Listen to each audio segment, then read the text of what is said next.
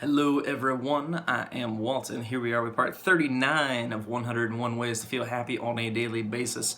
A life hack series all about happiness. Yep. So, part 39, this one is to follow your passion.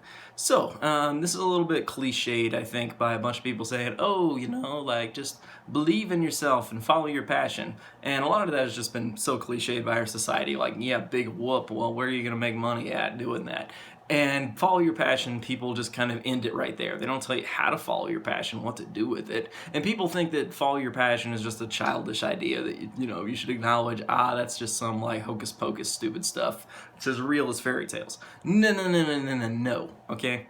Here's the thing about following your passion. Following your passion will make you actually want to learn material, pay attention to material, work with material. This is something I run in when I run into a bunch of different college students who are doing, classes just to meet requirements. And you have to meet requirements. That's part of how college works. But they're doing so many classes where all they're doing is meeting requirements and they don't have any passion for them. And particularly, this is bad when freshmen start off just going to college and doing things they don't care about. Then they get bad experiences. Why? Because it's hard to pay attention to and study what you hate, what you don't like, okay? Following your passion is basically a way to make everything easy. So it's like if you're trying to move, say, a bunch of water, okay? So you've got like a bucket of water and you want to get it to like move, it like just some water, some flowers, for example, right?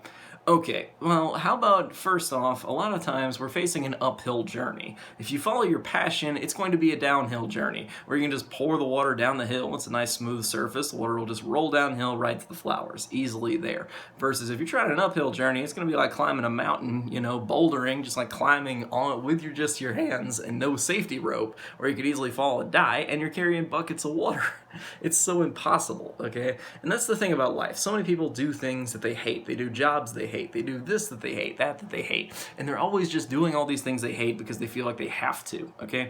You don't have to. Now, sometimes you need to for a short term if you don't want your quality of life to drop off. There will be parts of the things we do that we don't always love. But you want to move towards what you love, what you're passionate about more so. So if you love to write, okay, then go ahead and do some writing on the side when you're normally doing just your job, okay? Don't do it when it's like the most important part of your job, but do your writing as consistently as you can. Get it out there. Talk to publishers. Get it out on Amazon, for example. They'll take anything. You can do these kind of approaches where you don't have to know everything. Just follow your passion, follow what you're good at, follow what you want to do, use your desire, believe in yourself, and then take action, and it will be so much easier than if you just try to do things that you really don't want to do.